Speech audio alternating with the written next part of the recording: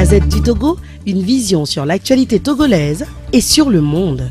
Le patron du journal La Nouvelle Tribune, Michel Tchadia, le patron du journal Ouara les Vainqueurs, et Delphonse Apaki, la Gazette du Togo. Ensemble, nous reviendrons sur cette affaire qui pollue l'ambiance à l'université de Lomé, une affaire de manipulation supposée de notes des étudiants qui ébranle, il faut le dire, toute l'université. On reviendra sur le sujet. Nous parlerons également de la situation politique de notre pays.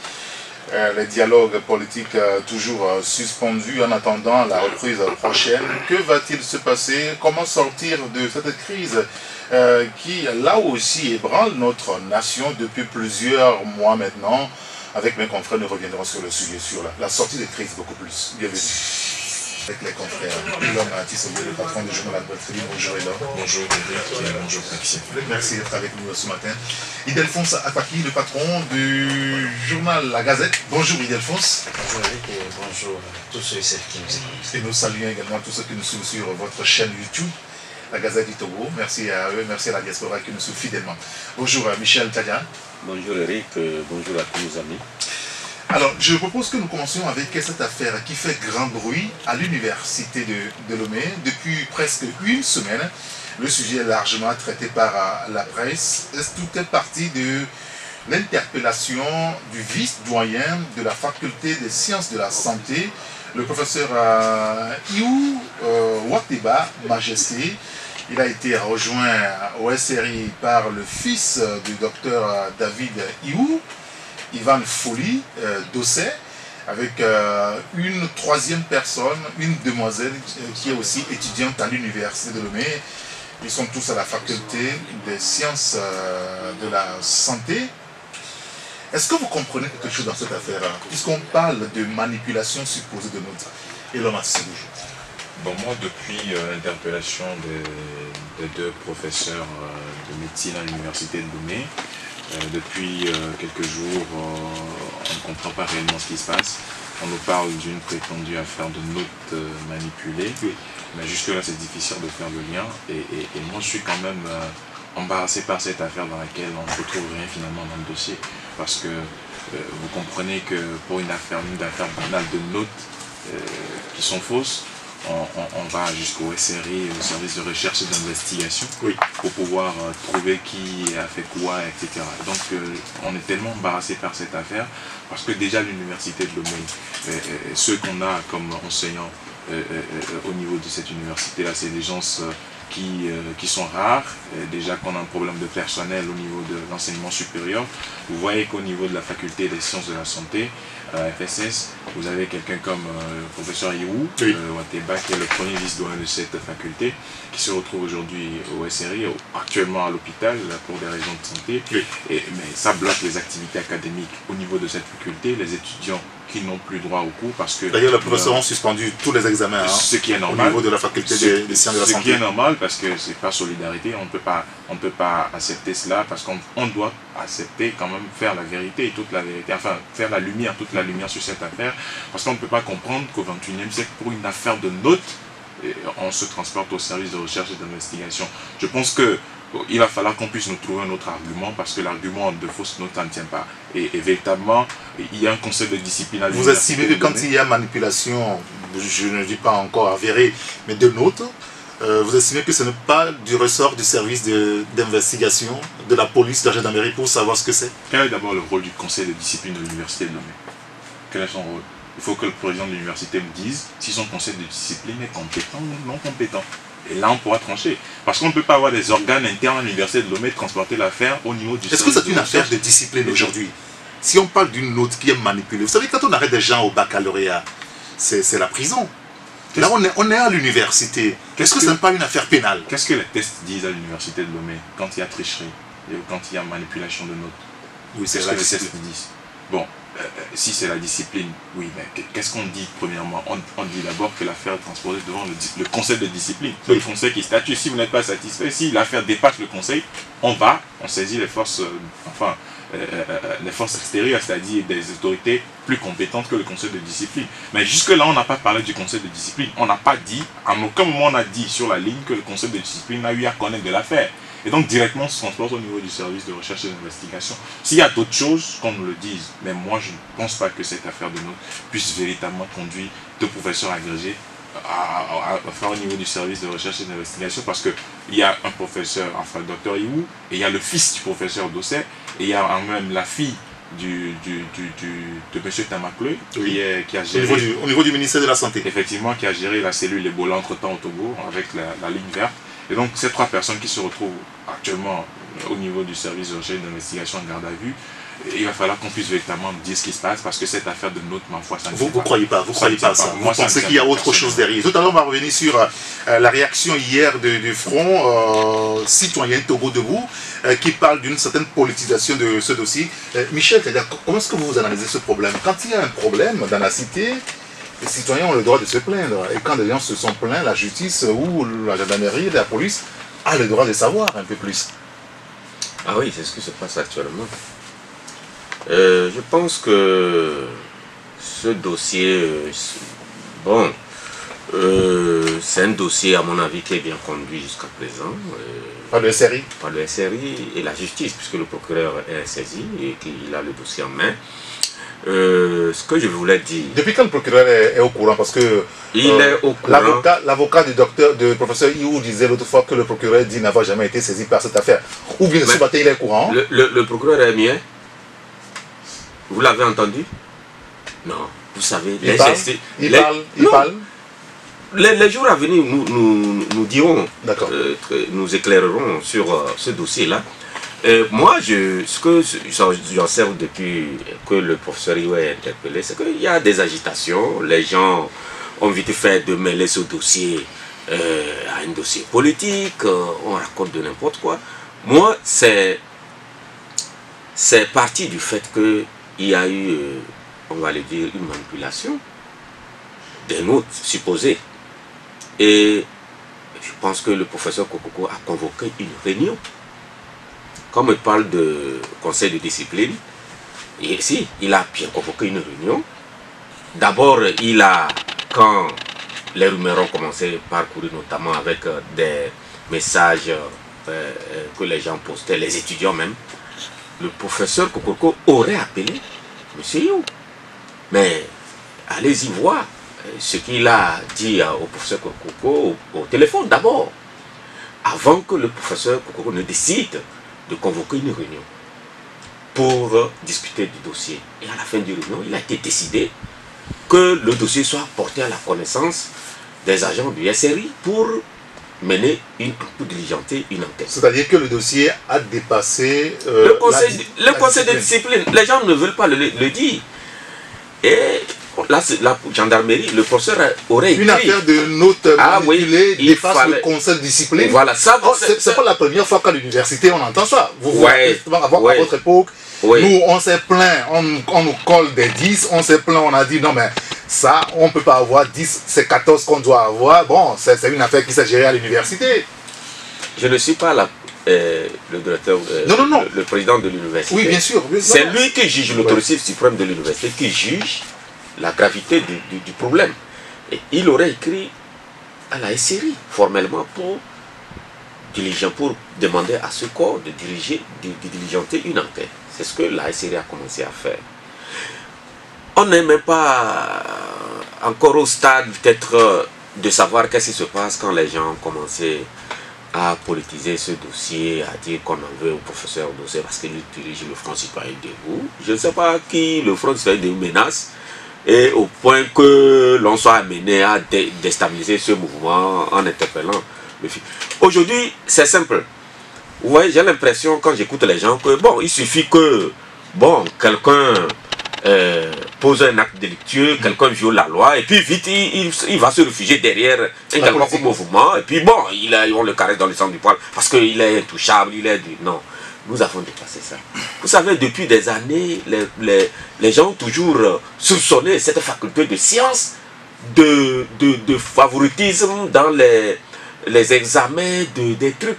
Je pense que ce cas-là, c'est le cas qui a fait déborder le verre, et que le professeur Kokoko veut qu'on en tire au clair ce dossier pour que les Togolais voient clairement ce qui s'y passe à ce niveau-là. Donc aujourd'hui, les enquêtes en tout cas, se déroule bien à mon avis. Les deux professeurs ont des avocats qui font très bien leur travail. Mais ayons la patience de suivre pour voir si ce dont on reproche ces messieurs-là est vrai ou faux. C'est de ça qu'il est question. Alors, il faut préciser que c'est seul le professeur Majesté Iou Wateba qui est concerné par l'affaire. Le professeur Dossé David a été interrogé au SRI vendredi toute la journée. Après, il a été en relaxé. Mais c'est son fils, on fait soigneusement. Ivan Folly, lui, est gardé. Pour avoir bénéficié, n'est-ce pas, de largesse. Le fils du professeur Dossé n'est pas le seul dans ce dossier. Non. Mais on ne veut pas en citer la demoiselle qui est aussi concernée. Si, on en parle. Et oui, mais les gens, vite fait, c'est le professeur Dossé qu'on voit, qu'acharnement, harcèlement. Moi, je dis, il revient à la justice de mener bien les investigations pour qu'on en sache davantage sur ce dossier. Et la gendarmerie et la police ne doivent pas céder un quelconque périmètre à qui que ce soit. Et ça doit être tiré au clair pour que les gens... vous savez, le Togo forme de très bons médecins, mais il ne faut pas qu'on nous forme une race de médecins qui, demain, au lieu de soigner, deviennent des charcutiers. Il faut quand même qu'on veille, parce que c'est la santé des gens. C'est des gens qu'on veut demain pour nous aider dans le domaine de prise en soin et de prise de soins, et on ne peut pas fermer les yeux sur des dossiers comme ça. Je vous redonnerai la parole tout à l'heure, Michel. Ildefonse Akwaké, quelle est votre analyse de ce dossier? Parce qu'aujourd'hui, on garde 2 étudiants à l'université là. Alors, si on estime que des professeurs ont manipulé des notes, est-ce que c'est à la demande de ces étudiants? Ou simplement parce qu'ils ont bénéficié ou lésé dans l'affaire que le service de renseignement est obligé aujourd'hui de les garder depuis vendredi? Je dirais que c'est un dossier qui est cousu du fil blanc. Ah oui. Parce que j'ai des observations à faire. Allez-y. La première, c'est que c'est une affaire purement académique, comme tout le monde le dit là. Et on doit s'en tenir aux textes académiques. C'est lorsqu'on aura vidé les textes académiques et qu'on n'aura pas trouvé de solution qu'on peut aller sur notre terrain.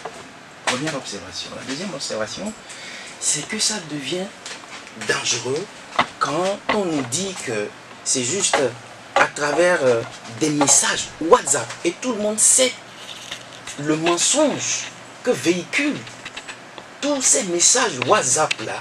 Et c'est sûr, c'est à base de ces messages-là qu'on requiert le service d'une unité spéciale de la gendarmerie. Non, mais qui dit ça? Parce que quand on écoute les uns les autres... J'ai écouté Maître Pandé Adjaré hier. Parce que, on va en parler tout à l'heure. J'ai écouté Maître Pandé Adjaré, contrairement à ce que Michel a dit tout à l'heure, qui a fait savoir à l'opinion publique que lorsque le professeur Iou l'a saisi, il a fait diligence vers le procureur de la République. Et le procureur a dit qu'il n'était pas au courant. C'est devant tout le monde que Maître Adjaré a dit ça hier, qu'il n'était pas au courant. La troisième observation, c'est que j'ai écouté Maître Amégan, qui est avocat du fils de Maître David.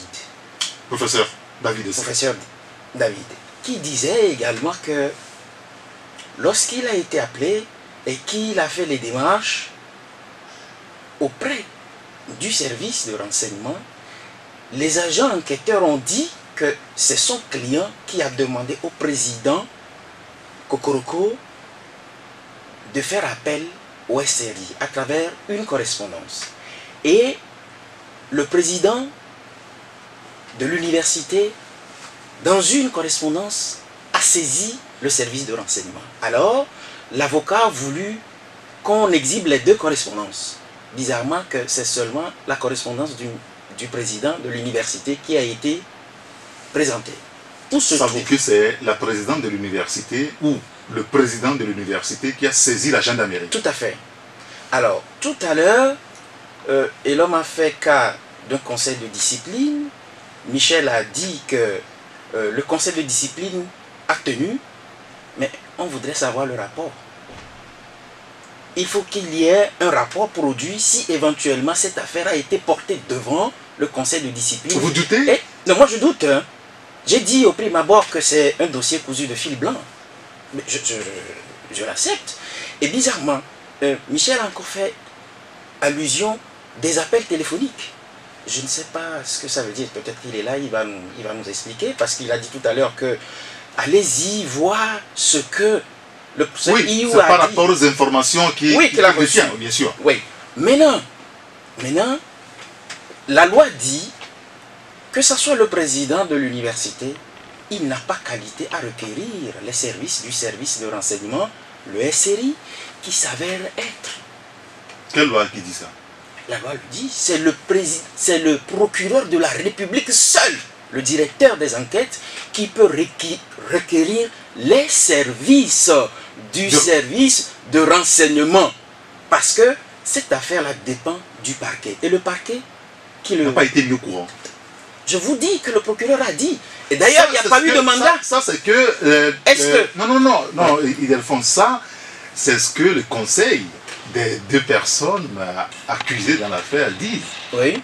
C'est ce qu'eux disent. C'est ce que la loi dit. Vous ne pouvez pas vouloir... Eux, ils disent que le procureur n'est pas au courant. Oui, ils ont dit.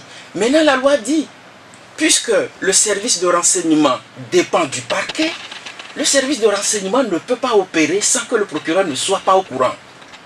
Et l'avocat, Maître Mandé, qui s'avère être l'avocat du professeur Iou, a dit, quand il a fait la démarche auprès du procureur, Maître Mandé est là, c'est à travers une conférence de presse hier qu'il a dit publiquement, quand son client a demandé ses services, il est allé avec la convocation. Mais le procureur lui a dit qu'il n'est pas au courant. Mais je tombe des nues. Qui ment maintenant? Alors, c'est une affaire politique aujourd'hui, vous pensez? Je crois que même si on ne veut pas le dire, je crois qu'il y a une tête qui dérange et on veut la faire taire. Moi, je crois. À la lueur, on voit les choses. Excusez-moi, si on estime qu'il y a des têtes qui peut-être dérangent et qu'il faut descendre, il faut les décapiter, est-ce qu'il faut aller à l'université pour chercher ça? Vous savez que... que... On le fait tout de suite. Non, je vous informe. Vous savez que la même affaire a débuté, pas aujourd'hui, il y a quelques années, je crois 2 ans. Je crois 2 ans. Parce que j'ai écouté Dr Walla dire que le même service de renseignement, par le passé, on lui a porté cette affaire-là et le décanat a fait tout ce qu'il fallait et on a mené des enquêtes. Le résultat, c'est que ce qui a été dit là n'est pas réel. Et moi, je crois, même hier, ça a été dit au cours de la conférence, que le service de renseignement a présenté ses excuses parce que ce qu'on a dit était faux. Bon, aujourd'hui... Oui, c'est pour investiguer. Oui, et quand c'est faux, voilà, ils vont dire que c'est faux. C'est la même affaire. Ça veut dire que dans l'affaire là, il ne doit pas avoir de panique. C'est la même affaire qui revient. Non, qui revient maintenant. Et aujourd'hui, où sont les plaignants, ceux qui se plaignent, où sont-ils? Parce qu'il faut avoir une confrontation. On va revenir sur cette question des plaignants. Je voudrais quand même qu'on écoute, avant de poursuivre le débat, la réaction hier en conférence de presse de l'avocat du professeur Iou, Maître Raphaël Pandé Agaré, était devant la presse nationale et internationale hier. L'instauration de la démocratie, de l'état de droit dans notre pays, ce n'est contre personne. Les bonnes institutions de la République, ce n'est contre personne. C'est pour nous tous. Et nous pensons que tout le monde doit s'inscrire dans cette logique. Et je crois que c'est un travail que nous faisons avec conviction. Le Front citoyen Togo Debout réaffirme sa détermination et sa forte conviction à poursuivre cette œuvre salvatrice pour notre nation. Nous mettons notre foi en ce dialogue qui s'est ouvert, c'est vrai qu'il a été suspendu, qui doit reprendre, pour dire à tous les acteurs de mettre en avant l'intérêt supérieur de la nation. Parce que tout le monde sait que le Togo souffre et nous mettons notre espoir en ce dialogue. Mais si ce dialogue échoue, je crois quand même qu'il appartiendra au peuple togolais de prendre ses responsabilités. Alors, et l'homme, là on vient d'écouter Maître Raphaël Pandé Agaré. Pourquoi est-ce qu'il faut politiser cette affaire? Une affaire de manipulation supposée de notre l'université, on la transpose directement sur le terrain politique. Pourquoi? Bon, en fait, c'est le moment choisi pour pouvoir régler l'affaire qui pose problème. Écoutez, quand il y a manipulation, est-ce qu'il faut choisir un moment pour pouvoir régler le problème? Non, je ne parle pas de ça, mais vous voyez que c'est contrastant le fait de dire qu'on veut des mesures d'apaisement, qu'on est en train de prendre des mesures d'apaisement pour calmer une situation politique, et qu'au même moment, on prenne des gens, parce que quoi qu'on dise, il y a quand même le Dr Iwou qui n'a rien à voir avec la politique, il y a le professeur Dossé qui coordonne un mouvement de la société civile et qui prend position sur des questions politiques, et la fille d'un fonctionnaire, M. Tamakule, qui travaille au ministère de la Santé. Et donc, la personne même du professeur David Dossé, en tant que coordonnateur du Front Citoyen Togo Debout, qui prend position sur des questions politiques par rapport au contexte dans lequel nous sommes. Écoutez, ça c'est l'opinion qui fait le parallèle. Oui, tout ça. oui, mais l'opinion, quoi qu'on dise, c'est vrai, parce qu'on est en plein processus de dialogue. On est en train de dialoguer et le pouvoir et l'opposition ont convenu de pouvoir s'entendre sur des mesures d'apaisement à même de dégonfler l'atmosphère, de dégonfler le ballon. Mais au même moment qu'ils sont en train de régler ces mesures d'apaisement, on est en train de prendre d'autres mesures qui viennent crisper la situation. C'est ça que je dis, c'est-à-dire aujourd'hui, quoi qu'on dise, ceux qui aujourd'hui pensent que c'est une affaire politique ont leur raison. Oui, il faut leur donner raison aussi, parce que quoi qu'on dise, le professeur Dossé, comme je l'ai dit, est coordonnateur d'un mouvement de la société civile qui prend position sur des questions politiques, qui organise des meetings, etc. Maintenant, est-ce sur le fond de l'affaire, est-ce que la manipulation de notes est vraie? Sur le fond de l'affaire, allons dans le fond de l'affaire, est-ce que c'est vrai? Est-ce qu'au niveau du service de recherche et d'investigation, on a toutes les preuves du fait que ces personnes sont impliquées dans une manipulation? On est en train d'investiguer, c'est maintenant qu'on investigue. Oui, il y a un premier élément, maintenant on s'appuie là-dessus pour conclure l'affaire. Oui, le fond et la procédure. Tout de suite on a parlé du conseil de discipline. Michel a apporté des éléments, c'est des éléments nouveaux pour moi, qu'on a appelé au téléphone, le conseil de discipline a tranché, etc., que ça dépasse le conseil de discipline. Et Delphonse a dit, est-ce qu'il y a un rapport? Oui, s'il y a un rapport, le conseil de discipline rend public son rapport. Mais c'est transparent. Non, mais vous n'allez pas forcer un conseil. Depuis quand vous avez vu le conseil de discipline de l'université mettre sur la place publique son rapport? Non, mais Eric, on est dans une affaire où il y a quand même un doute sur beaucoup de choses. Pour lever tout équivoque, il va falloir que le conseil de discipline ou le président de l'université prenne ses responsabilités. Si ceux qui disent aujourd'hui que l'affaire est politisée, que le président de l'université soutient que l'affaire n'est pas politisée, il suffit de faire une sortie ou de brandir un rapport du conseil de discipline, dire le conseil de discipline s'est réuni à telle date, a dit ceci, a dit cela, et voilà le rapport. Et je l'ai devant moi, même pas pour publier, mais lire juste les grandes lignes, pas forcément le mettre à la disposition de la presse, pour dire qu'effectivement, le conseil de discipline s'est réuni. Mais jusque-là, jusqu'à preuve du contraire, personne ne peut avoir la confirmation. Parce qu'on parle aussi du décanat de la faculté des sciences dans cette affaire, le décanat qui aurait donné son aval. Alors, si le décanat donne son aval, comment ça se fait que tous les professeurs au niveau de la faculté des sciences de la santé boycottent tous les examens et qu'aujourd'hui il n'y a plus de cours, il n'y a plus rien? C'est pourquoi je vous dis qu'il y a un doute autour de cette affaire. Il va falloir que le président de l'université puisse sortir des preuves du fait que, parce que dans la procédure, toute la procédure telle que décrite aujourd'hui, il y a un doute, c'est-à-dire jusque-là, il n'y a aucune preuve. C'est-à-dire dans toute la procédure, il n'y a aucune preuve. Le président dit, on dit ceci, on dit que le conseil de discipline s'est réuni, cela, il n'y a pas de rapport. On dit que le décanat a demandé, il n'y a rien qui le prouve. Mais le décanat a demandé comment? Par note écrite au président de l'université. La note est où? Mais il faut sortir tout cela pour que les gens puissent savoir que vraiment, ce n'est pas une affaire politique, c'est une affaire académique. Maintenant, si c'est une affaire académique, les textes disent quoi? Les affaires académiques se règlent d'abord, premièrement, où? À quel niveau? Au niveau de l'université de Lomé. Si ça dépasse l'université, on apprécie. Monsieur Kokoroko est juriste, parfois. Mais il va falloir qu'un juriste agrégé, un professeur agrégé de droit, ne puisse pas tomber dans cette légèreté. Parce que c'est une légèreté. On parle de procédure. Jusque-là, on ne parle pas d'affaire d'État. Hein. On dit note. Mais là, s'il n'y a pas une affaire d'État dedans, s'il n'y a pas la sécurité intérieure qui est menacée, mais c'est une affaire académique. Rendons publiques les choses. Et puis, soyons transparents sur la ligne. Parce que ceux qui aujourd'hui sont en train de parler d'affaires politiques, on prend des mesures d'apaisement. Tout le monde est content du fait qu'aujourd'hui, il y a des gens qui sont relâchés. Il y a quand même une avancée en ce qui concerne la mise en œuvre de ces mesures. Mais parallèlement, on est en train d'arrêter d'autres personnes ou on est en train de mettre d'autres personnes en difficulté. Mais vous créez d'autres problèmes. On annonce tout de suite que le Saint-Fod a pris des mesures drastiques par rapport à la situation. Ben bon, on est là. Peut-être que les autorités s'en foutent. Mais bon, on va voir comment ça va se passer dans les prochains jours. Si les hôpitaux sont fermés, si les cliniques privées opèrent, mais si les hôpitaux publics sont fermés, on va voir ce que ça va donner dans le pays. On va analyser tout cela tout à l'heure. Michel, vous ne voyez pas qu'il y a des manipulations politiques. Hein? Il y a eu une affaire, la police, la gendarmerie est saisie, elles doivent mener leur enquête. Non, la politique est en dehors de tout ça. C'est des gens, on se connaît dans ce pays. J'ai l'impression, à un moment donné, les gens veulent faire obstruction à l'enquête en cours. Et ils ne vont pas La réussir. manifestation de la vérité. Oui, ça va se savoir. Vous savez, c'est pas parce que nous prenons, ou les autorités à un niveau donné pour l'apaisement, que quelqu'un coupe la tête de quelqu'un aujourd'hui, on ne va pas le mettre en prison. Ça, rapidement, la loi est là pour ça. L'apaisement ne veut pas dire un laisser aller où les gens peuvent faire n'importe quoi. On parle du moment choisi. Mais quel moment? Les gens, il y a eu un problème et les gens veulent ensemble. L'impression que... Et puis, Michel, excusez-moi, mais cette affaire ne date pas de cette année. Oui, mais ça... C'est une affaire de l'année dernière. Ah oui. 2016-2017. Ah oui. On est aujourd'hui 2017-2018. Oui. Mais jusque-là, le problème se pose où? Ah, ça ne se pose pas. Non, le problème non. Parce que l'homme parlait ça dépend du choix du moment, en fait. C'est le choix. Le problème a évolué. Ildefonse lui-même l'a dit. C'est que j'ai fait la précision. Oui. Allez-y. Le problème a commencé, vous l'avez bien dit, depuis septembre dernier. Oui. Les gens ont commencé à un moment donné. Peut-être que quand le problème est né, les gens n'en savaient pas.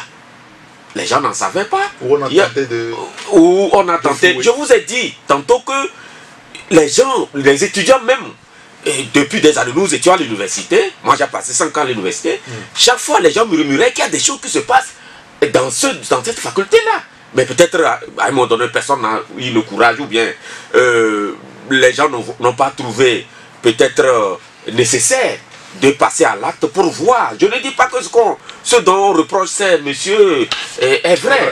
On est en train de diligenter une enquête. Mais les gens, j'ai l'impression que les gens font tout pour intimider. C'est eux qui veulent intimider la gendarmerie et la police, mais qu'ils se détrompent parce que ce dossier-là, selon nos informations, le président de l'université a, selon des informations, veut dans les prochaines heures sortir un communiqué. Ou le procureur de la... Ça pourra nous situer. Ça pourra nous situer. Les gens se gesticulent le procureur aussi. Ils seront, je dis, mais dans ce dossier, il y a même des audios qui sont encore, qui sont là, et les gens risquent d'être surpris dans ce dossier. C'est pour ça qu'on demande vous en savez beaucoup. Ah oui, tout. Ah oui, mais je suis journaliste pour chercher. Bien sûr. Pour chercher, il y a des audios, les gens, tout de suite, moi je dis, Robert Doucet fait peur à qui? Le professeur Doucet, il fait peur à qui? Doucet plutôt. Doucet. Il fait peur à qui? Le Front Citoyen. Ils ont fait leur expérience dans le CST. Ça n'a rien donné. Moi je dis non, dans le CST, tout ce monde-là, ils étaient là-bas, au CST. Je suis ici. Le front n'était, mais ils étaient là. C'est pas après, ils ont voulu se désoler des hommes politiques pour créer ce truc-là. Mais moi, je dis une chose. Aujourd'hui, ces gens-là, contrairement à ce que les gens disent, ils n'effraient personne. Ils ne dérangent personne. C'est un problème qui est né.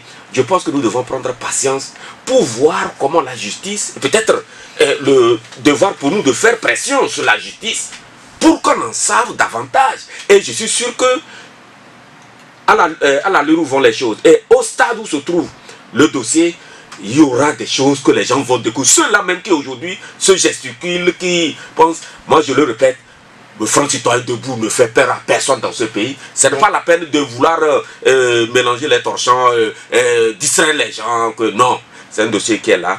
Et moi je demande à la justice et à la gendarmerie d'être ferme pour que les Togolais découvrent qui a fait quoi.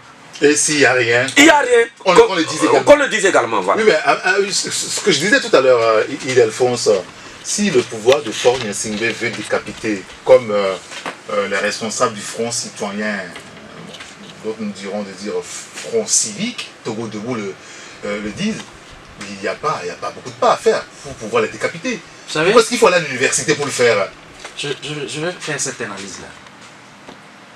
Pour décapiter le CST, vous savez ce qu'ils ont fait? Non. On a brûlé les marchés. C'est le CST qui était visé? On a collé l'incendie à qui? Au premier responsable du CST. C'est comme ça qu'on a décapité le CST. Aujourd'hui, quand on dit... Parce que 5 ans après, des gens qu'on a qualifiés de présumés auteurs, c'est-à-dire que leur responsabilité n'est pas encore établie, ont été gardés pendant 5 ans, sans qu'il y ait un procès pour véritablement situer le peuple par rapport à l'acte commis. Ils ont été relâchés. Oui, parce qu'il y a eu un accord. Voilà. Alors, pour décapiter, même si aujourd'hui certains pensent que le Front citoyen ne fait rien, il y a certains de ces responsables, comme l'a dit Elon, qui disent ce qu'ils pensent haut et fort. Comme Et beaucoup de Togolais non. aussi. Non. Comme beaucoup de Togolais aussi. Non seulement ils le disent, mais ils posent des actes. Moi, je me suis dit, quand j'ai écouté tout ça là, je me suis dit, mais ce colloque qui a eu la dernière fois, Ah oui, le 2, le 3 mars dernier, et tout ce à qui a l'université. été- à l'université, tout ce qui a été dit, et pas des anciens ministres de certains pays étrangers qui sont arrivés, comme le Bénin. Victor Topanou par exemple, qui ont dit beaucoup de choses. Mais on dira, mais c'est toujours lui qui prend ces initiatives-là. Pour ne pas l'attaquer directement, il faut le déstabiliser moralement. Moi, je dis une chose.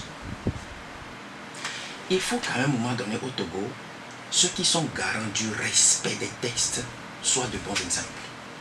Parce que je dis qu'il faut vider les textes académiques dans cette affaire-là et qu'on rende public tout ce qui a été fait, les démarches entreprises, les rapports, pour qu'à ce niveau-là, si ça ne va pas, qu'on essaie de voir les étapes à franchir. Mais je dis encore une chose, dans le droit, vous ne pouvez pas demander un service à une unité de la police ou de la gendarmerie, tel que le SRI,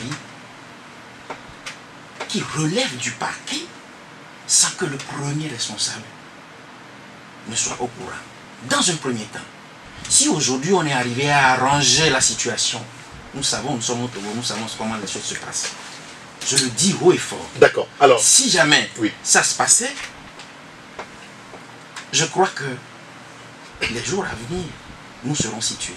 Aujourd'hui, ce qui me rend malade, c'est que dans ce pays-là, les gens ont tué, les gens ont braqué. alors, je voudrais Il y a eu revenir. des enquêtes qui ont été ouvertes. Le service de renseignement était où?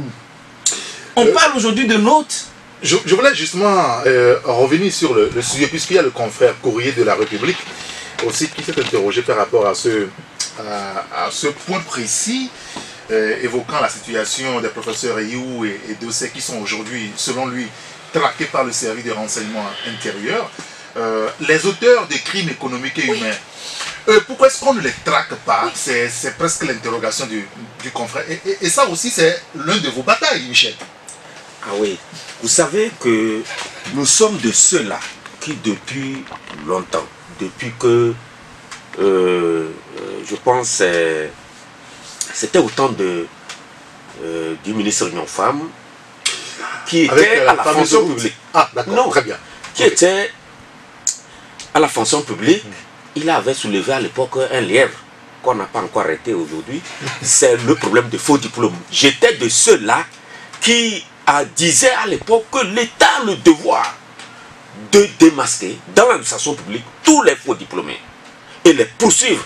Il n'y a pas longtemps, c'est au niveau de la délégation spéciale de la prophétie du Golfe que M. Melebou, à l'époque préfet, avait fait cas de faux diplômés. Nous étions en première ligne pour dire que l'État ne doit pas fermer les yeux sur ces genres de choses. Et aujourd'hui, nous ne pouvons pas fermer les yeux sur ces manipulations supposées. Oui, mais ceux qui sont chargés aujourd'hui de traquer ceux qui manipulent les résultats à l'université, pourquoi est-ce qu'ils ne traquent pas ceux qui volent l'argent public? J'en viens, Eric. Tu me connais dans ce dossier. Tu connais ma position. Allez-y, Michel. Et donc, je l'ai toujours dit qu'il n'y a aucun pays au monde qui se développe sans comment l'appelle-t-on? Avec l'impunité, j'allais dire. Oui. Il n'y a aucun pays. On a l'impression à un moment donné, dans ce pays, où on ferme les yeux sur tout, surtout les délinquants financiers, il faut quand même avoir le courage de les traquer. Parce qu'on le dit souvent, parce que plus les années passent, plus les gens prennent les galons dans cette façon de faire où on pille, on vole et on ne fait rien. On le dit souvent, on brandit la tête de l'assassin pour décourager les éventuels candidats au meurtre. C'est ce qui se passe dans notre pays, où on a l'impression qu'on ferme les yeux sur les délinquants financiers, économiques et tout, et ça donne des émules à certains de continuer. Et on ne peut pas éduquer nos enfants sur cette base. C'est pourquoi, de tout temps, moi, ceux qui me connaissent, je l'ai toujours dit, que les malhonnêtes, ceux qui pensent que le fait d'avoir une position sociale, on peut tout faire sans en être inquiété, je pense que ça, si on laisse cet état de choses évoluer, on ne rend pas service. Est-ce que ce n'est pas ça finalement qui dessert l'État et tous les services qui sont chargés de traquer ces gens-là? Quelque part, oui. Et c'est pourquoi chaque fois qu'il y a des problèmes, quelque part, des bisbilles, quelque part, nous devons en tant qu'éveilleurs de conscience de nous élever contre et demander à l'État de sévir. Tant qu'on ne le ferait pas, nous le dirons toujours. Bien, Elon Matisse Ogbe, quand les autres, c'est 100 mètres plats pour les arrêter. Quand c'est nous, on ne fait même pas le petit pas. Est-ce qu'on peut aussi analyser la chose de cette façon-là? Non, oui, je pense que l'interrogation de notre confrère est bien fondée. C'est-à-dire qu'aujourd'hui, on parle d'une affaire de notes où on ouvre une enquête, on vient prendre des gens, on commence à chercher. Et en 2016, qu'est-ce qui s'est passé? 2017, qu'est-ce qui s'est passé dans ce pays? Le rapport Cannes 2013 a révélé 600 millions en moyenne. On connaît les noms, hein? Oui, puisqu'il y a les noms. Ouais. Il y a un rapport. Personne n'est inquiété. Rapport Cannes 2017. On connaît les noms, hein? 600 millions disparus. Cannes 2010. Reviens encore. Voilà, Cannes 2010. Coupe du Monde 2006. Oui. Voilà, Wangen. Personne n'est arrêté. Personne n'est inquiété. La route Lomé-Vaughan-Enfoin. Personne n'est arrêté. Personne n'est inquiété. Ceux qui ont eu à attribuer cet argent, des milliards à une société privée, ils sont là. On ne cherche pas à voir clair dans le dossier. On enrôle de nouveaux milliards au budget de l'État pour reconstruire cette route-là avec l'entreprise CRC chinoise. Donc tout ça aujourd'hui, personne ne dit rien, mais on parle de notes à l'université de Lomé. C'est là où c'est-à-dire, comme Michel l'a dit, ce problème, il va falloir résoudre ça. Mais je suis sûr que le chef de l'État est informé de cette situation de notes-là.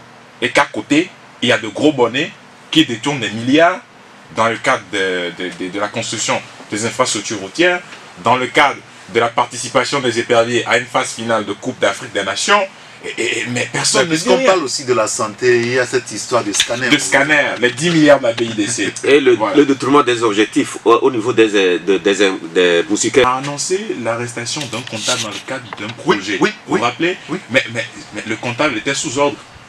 Qui? Oui. Qui lui a donné les ordres? Mais finalement, on ne retrouve personne. On a pris le comptable, il a été relâché selon les dernières informations. Personne, on ne retrouve personne autour de lui. Mais je dis, c'est un conseil des ministres qu'on a annoncé l'arrestation du monsieur dans le cadre d'un projet. Alors que le monsieur travaille pour un ministère.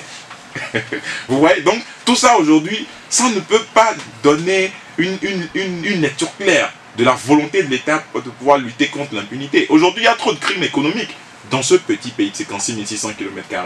Mais vous voyez tous les scandales qu'il y a en Afrique du Sud avec les Gupta, dans d'autres pays également, des scandales financiers. Mais au Togo, 56 600 km², 7 millions d'habitants, vous avez trop de scandales économiques. Oh, il y a le confrère, je pense, le collecteur qui nous apprend ce matin que le président ou la présidente de l'île Maurice a démissionné parce qu'on ne retrouve pas 16 millions de francs. 16 millions de francs CFA. Voilà. Donc quand vous prenez le rapport... C'est ce que les gens dépensent pour des soirées modernes.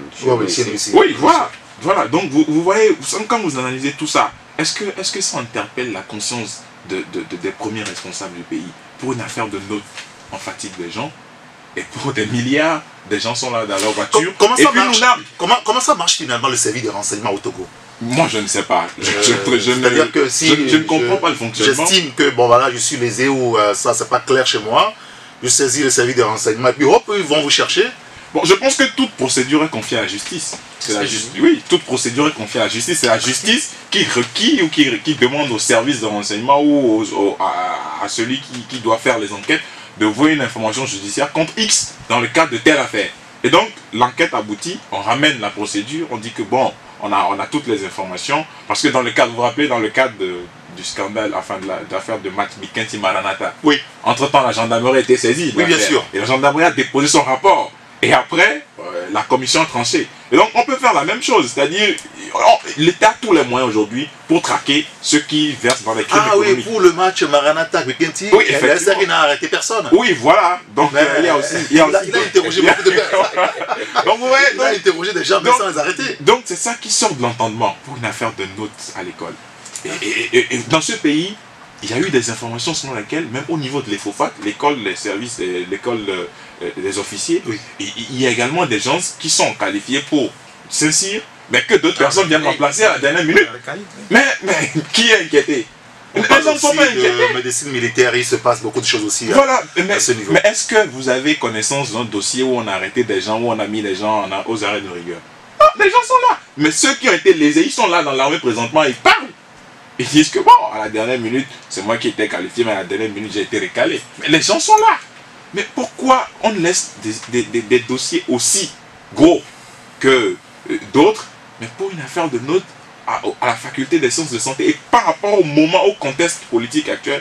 Donc franchement, je pense qu'il faut donner d'autres arguments. D'accord. Je crois qu'à côté de ces crimes, on a 2 minutes. À côté de ces crimes économiques, il faut ajouter les crimes humains. Oui.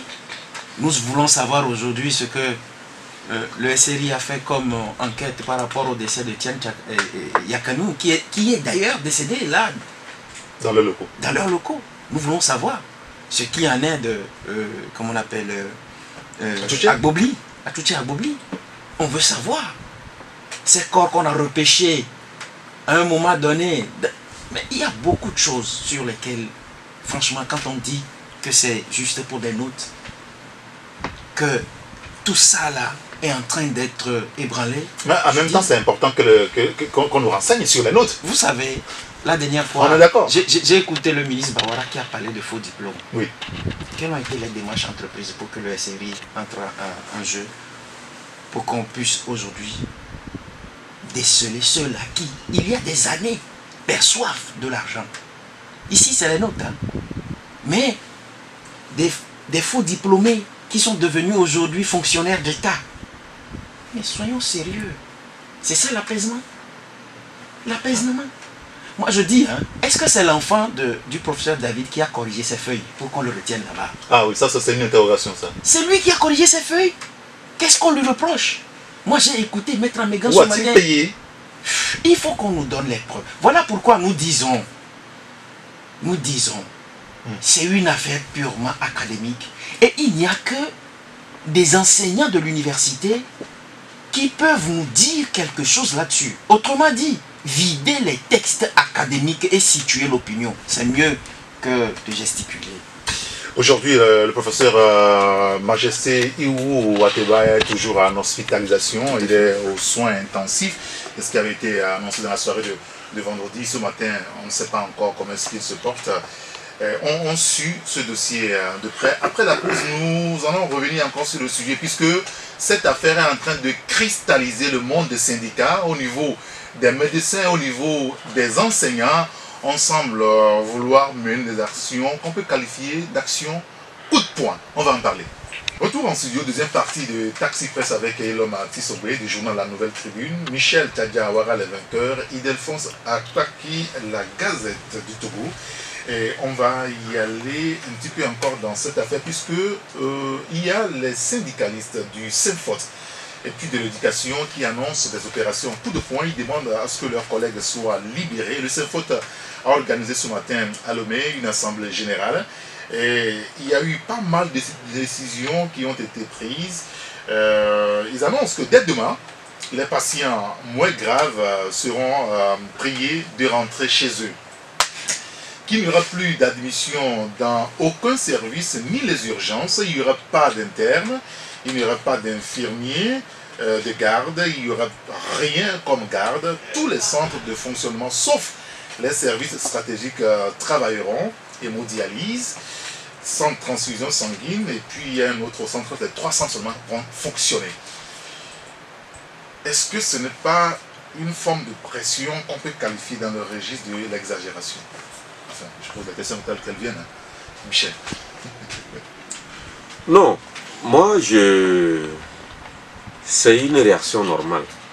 C'est ce qu'on appelle en sociologie la défense de corps. Quand quelqu'un dans un corps a un problème, qu'il ait raison ou pas, il y a tout de suite la solidarité autour de la personne. Peut-être c'est dans ce sens que le self-vote s'inscrit pour défendre leurs camarades qui sont en difficulté actuellement. Mais au-delà de ça, parce que c'est vrai que les Togolais sont habitués ces dernières années par les grèves du self-vote et tout. Oui, mais là, il y a le service minimum. Ce qu'ils sont en train de nous dire ce matin, il n'y aura même pas de service minimum. Oui, mais je pense je parle de cette réaction qui est une réaction de corps. Qu'est-ce qu'ils peuvent faire pour faire pression, pour qu'on libère leurs camarades? C'est la voie qu'ils ont en tout cas choisie. Mais est-ce que c'est de nature à amener la justice à baisser les bras dans ce dossier? Moi, je ne le sais pas. Mais il revient peut-être aux autorités judiciaires de voir dans quelle mesure faire évoluer rapidement ce dossier. Pas se précipiter, se faire rapidement pour qu'on dégage la vérité dans ce dossier pour que les gens qui sont actuellement en garde à vue puissent retrouver leur famille. Parce que personne ne souhaite que son proche ou son camarade de service soit quelque part comme ça et que vous continuez allègrement à travailler. C'est ce que le self-vote est en train de faire. Ils ont un ministre de tutelle. Je pense que les heures à venir, des discussions vont s'engager et on verra concrètement ce qui va se passer. Ildefonse Akwaki. Oui, mais c'est ce qu'on appelle opération coup de poing. C'est une solidarité, c'est tout.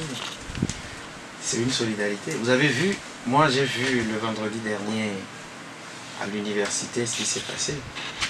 Avec les étudiants. Le sitting. Le sitting du vendredi dernier a donné une image de ce qui allait se passer dans les jours à venir si on maintenait dans les mailles de la gendarmerie le professeur Iou. Parce qu'on a dit qu'il est le seul médecin spécialiste. Infectiologue. Voilà. Il est le seul. Oui. Alors, il est seul dans tout ce pays. Voilà. Seul, hein. Oui, il est et c'est lui qui est maintenant gardé là.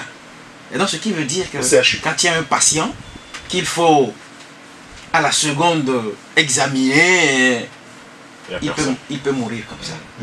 Alors vous voyez que d'ailleurs, idem pour le professeur David, qui dit aujourd'hui qu'il n'a pas le moral et donc il a stoppé toute activité, ce qui est normal pour un être humain parce que moralement on l'a foudroyé, vous comprenez?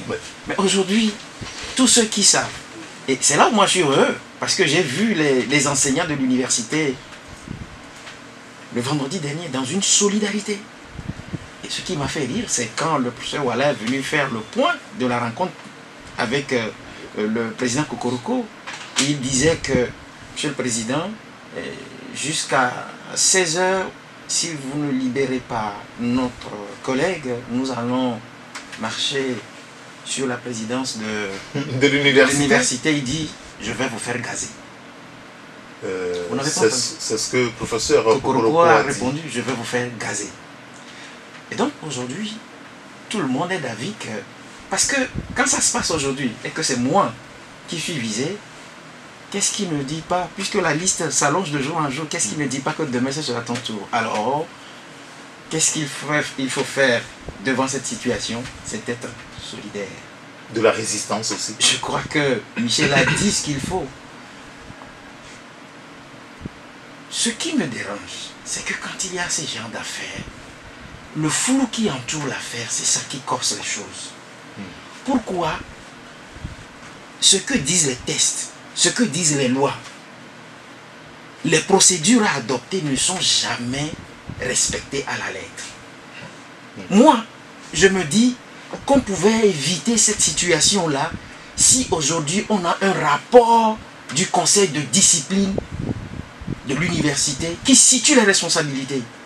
Ça, c'est un problème académique qui a reçu une solution académique. Parce que, je répète, que ce n'est pas aujourd'hui qu'on manipule les notes à l'université.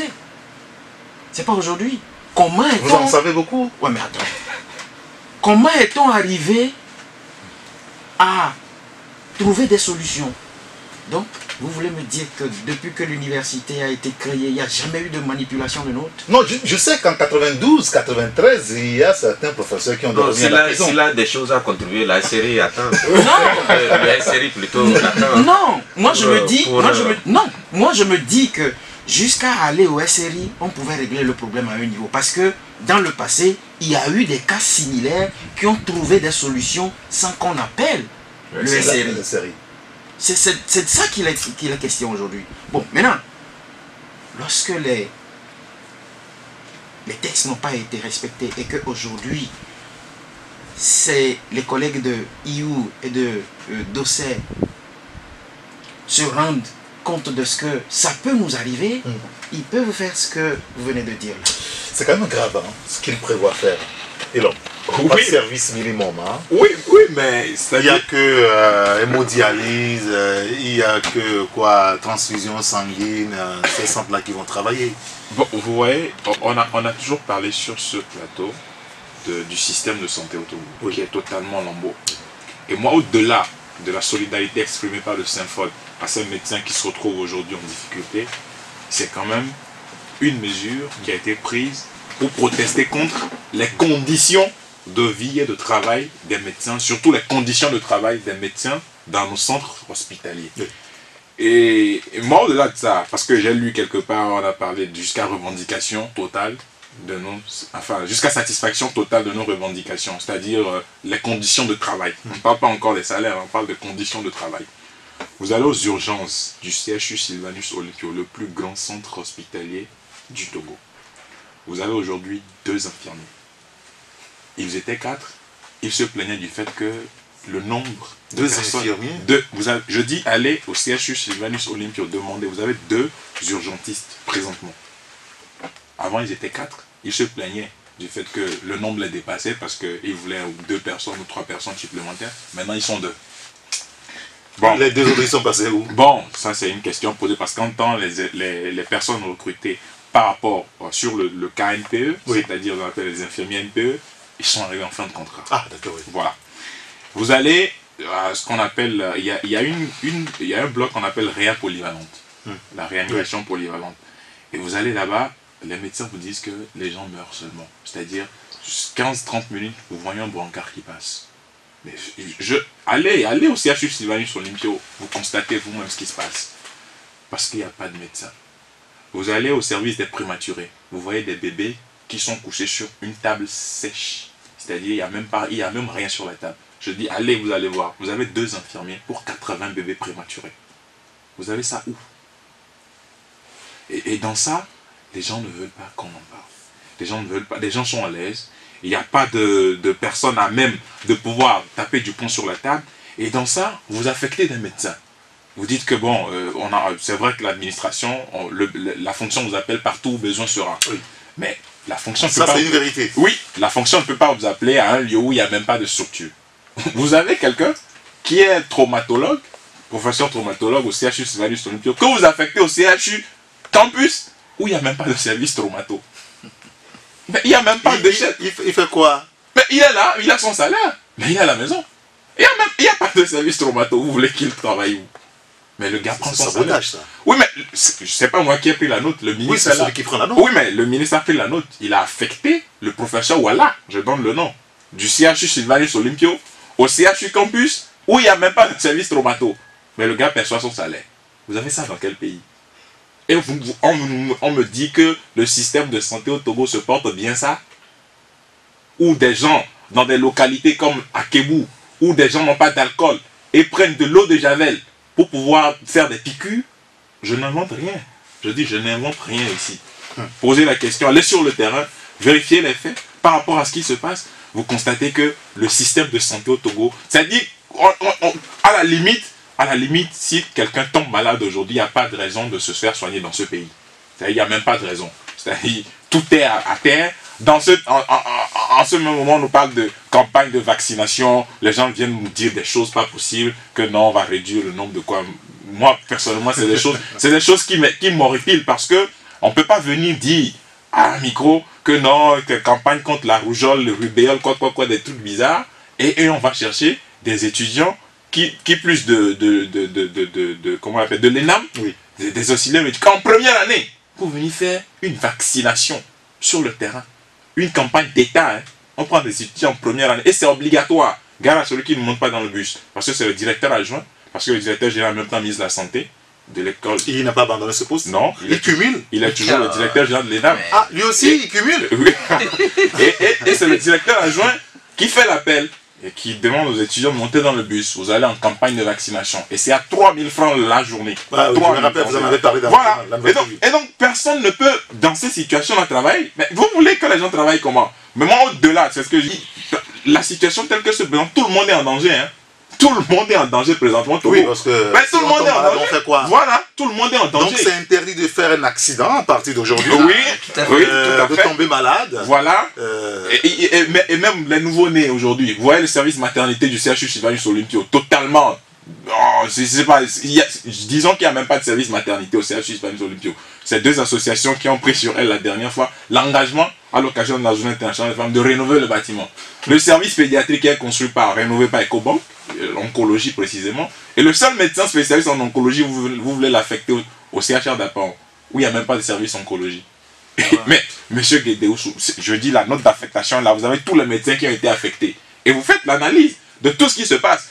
Et puis c'est un professeur, c'est quelqu'un du métier, un médecin assermenté, qui est en train de prendre cette décision. Vous trouvez ça dans quel pays? Quelqu'un qui est du métier, qui vient, qui est censé faire des réformes, qui est censé faire évoluer le système de santé, qui prend des mesures à même de faire régresser le système. Je dis qu'on n'a jamais connu pire ministre de la Santé au Togo. Ah, ça, je crois avoir déjà entendu ça dans un audio qui est attribué au professeur Majesté Iou, voilà. Dénonçant donc les pratiques du ministre de la Santé. Il n'a pas été tendre dans l'audio que nous avons écouté, qui lui est attribué, je ne sais pas parce que moi je n'ai pas d'expertise pour, n'est-ce pas, authentifier ces audios. Bon, voilà. Monsieur, merci beaucoup sur ce sujet. Nous espérons que dans les prochaines heures, que le procureur puisse nous dire ce qui se passe dans cette affaire, et que, n'est-ce pas, le président de l'université de Lomé, le professeur Kokoroko, puisse également se prononcer clairement sur cette affaire, pour que nous ayons tous le cœur net.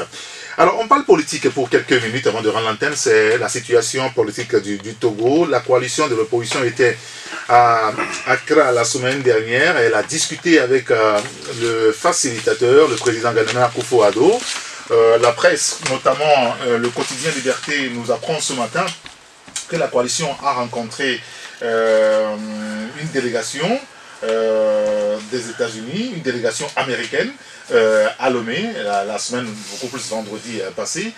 Est-ce que tout cela peut contribuer à décanter la situation politique aujourd'hui? Parce qu'on a le sentiment que tout est bloqué, Michel. Oui, ça peut aider. Déjà, nous apprenons que la coalition des 14 a repoussé sa demande de marche. Oui, d'une semaine. Pourquoi pas l'annuler carrément? Parce que le fait même de vouloir marcher en plein dialogue, c'était en violation du code du dialogue. Non, le dialogue est suspendu, donc on peut marcher. Oh, non, qui a suspendu le dialogue? C'est un temps mort qu'on a en tout cas observé. On n'a pas suspendu comme tel le dialogue, puisque tous les Togolais veulent que ce dialogue reprenne rapidement. Dans tous les cas, le fait même que le dialogue, le facilitateur ait reçu la délégation de G14, et le fait aussi que nous l'avons appris également qu'il est aussi en contact avec le parti au pouvoir, cela est de nature peut-être à relancer très très prochainement ce dialogue-là que tous les Togolais attendent en tout cas, souhaitent voir réussir. Il revient maintenant, je pense que le rôle de la facilitation est important. surtout à ce moment-là, où les gens campent sur leur position, on a l'impression, à un moment donné, que les gens défendent leur chapelle sans pour autant tenir compte de la situation dans laquelle le peuple togolais se trouve aujourd'hui. Parce que économiquement, nous vivons des situations très difficiles et le dialogue, à mon avis, est destiné quand même à apaiser le pays pour qu'il y ait de nouvelles règles de jeu pour faire avancer le pays. Et donc, si le facilitateur a, comme il a fait depuis le début, la bonne volonté de pouvoir nous aider, c'est le moment d'agir, de convaincre les protagonistes pour que dans les tout prochains jours, qu'on puisse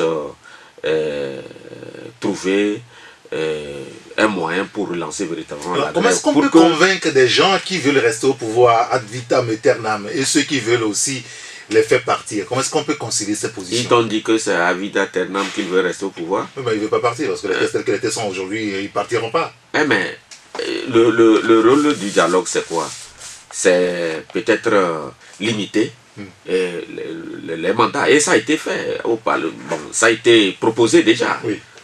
Ça veut dire quoi? Ça veut dire que c'est des gens qui ont conscience qu'ils ne pourront pas rester à vida éternelle, comme tu le dis.